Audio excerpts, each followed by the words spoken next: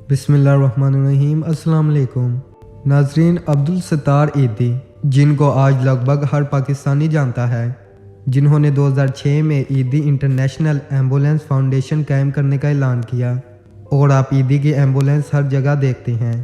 آج کی اس ویڈیو میں ہم عبدالستار عیدی کے متعلق بات کریں گے۔ تو ناظرین، ویڈیو میں مزید آگے بڑھنے سے پہلے اگر آپ ہمارے اس چینل پر نیو ہیں تو اس چینل کو کر لیجئے سبسکرائب، کیونکہ اس چینل کو سبسکرائب کرنے سے آپ کو فیکٹس والی، ریئلٹی والی، انفارمیشن والی اور ہسٹوریکل ویڈیوز ریگولر ملتی رہیں گی۔ عبدالستار عیدی جو کہ 1928 میں بھارتی ریاست گجرات میں پیدا ہوئے، تقسیم ہند کے بعد 1947 میں خاندان کے ہمراہ پاکستان آئے اور 1951 میں ڈسپینسری قائم کی اور کراچی میں سکونیت اختیار کی۔ دکھی انسانیت کا آغاز انہوں نے 1951 میں کیا اور ایک ڈسپینسری قائم کی جہاں ایک ڈاکٹر سے طبی امداد کی تربیت حاصل کی۔ 16 اگست 2006 کو بلقیس عیدی اور کبرا عیدی کی جانب سے عیدی انٹرنیشنل ایمبولینس فاؤنڈیشن کے قیام کا اعلان کیا گیا۔ عبدالستار عیدی نے اپنی ساری زندگی سادگی میں گزاری اور سادہ زندگی کو ترک نہیں کیا۔ انسانیت کے لیے بے لوث خدمات پر انہیں 2 درجن سے زیادہ بین الاقوامی قومی ایوارڈ سے نوازا گیا ہے۔ 1957 میں کراچی میں فلو کی وبا پھیلی، جس پر انہوں نے شہر کے نواح میں خیمے لگوائے اور ادویات فراہم کی، جس کے بعد مخیر حضرات نے ان کی مدد کے سلسلے کو شروع کیا۔ کچھ عرصہ بعد انہوں نے وہ پوری عمارت خرید لی جہاں ڈسپینسری تھی اور زچگی کے لیے ایک سینٹر اور نرسوں کی تربیت کے لیے اسکول کھول دیا۔ یہیں سے عیدی فاؤنڈیشن کا آغاز ہوا۔ کچھ عرصہ بعد انہوں نے ایمبولینس خریدی جن کا سلسلہ پورے ملک کے طول و عرض میں پھیلایا۔ اس کے ساتھ انہوں نے ایئر ایمبولینس کلینک، زچگی گھر، پاگل خانے، معذوروں کے لیے گھر، بلڈ بینک، لاوارث میتوں کی تدفین کے لیے قبرستان، یتیم خانے، لاوارث بچوں کو گود لینے کے مراکز، پناہ گاہیں، سرد خانے اور اسکول کھولے۔ 1980 کی دہائی میں پاکستانی حکومت نے انہیں نشان امتیاز دیا۔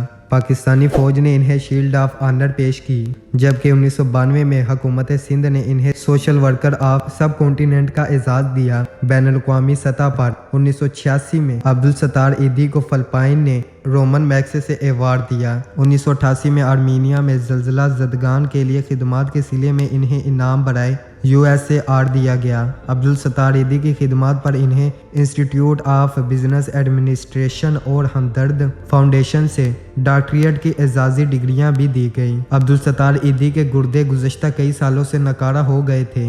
ان کی عمر 88 سال تھی۔ انہوں نے پسماندگان میں بیوہ، 2 بیٹے اور 2 بیٹیاں چھوڑ دیں۔ 1952 میں عبدالستار عیدی کو 26,000 روپے کا عطیہ ملا تو انہوں نے ایک سیکنڈ ہینڈ گاڑی خرید کر اسے ایمبولینس میں تبدیل کیا اور یوں عیدی ایمبولینس سروس کا آغاز ہوا۔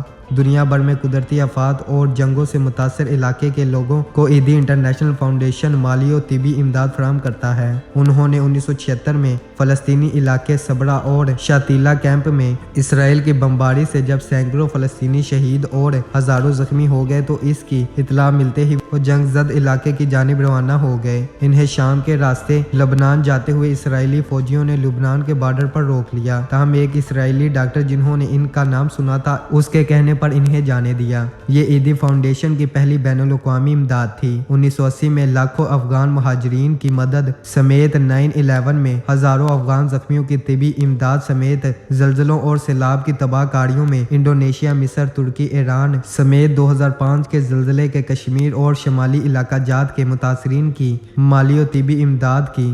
عیدی فاؤنڈیشن کے فلاحی نیٹ ورک میں 1000 سے زیادہ ایمبولینس، جہاز، ہیلی کاپٹرز اور سیلابی صورتحال میں بوٹس 24 گھنٹے دستیاب ہوتی ہیں۔ عیدی فاؤنڈیشن میں لاوارث میتوں کی تدفین، میتوں کو ملک کے کونوں کونوں تک پہنچانا، گمشدہ افراد کی تلاش، اسپتال، ڈسپینسری، زخمیوں کو طبی امداد، اپنا گھر، جانوروں کے تحفظ کے لیے عیدی سینٹر، تدفین کے لیے قبرستان، مہاجرین کی امداد اور بحالی کا کام، انٹرنیشنل کمیونٹی سینٹر، کینسر ہسپتال، سیلاب زدگان کی امداد، قدرتی آفات سے متاثر افراد میں رقوم اور خوراک کی تقسیم، ذہنی معذوروں کی بحالی، منشیات کے عادی افراد کا علاج اور دیگر امدادی سرگرمیاں انجام دیتی ہیں۔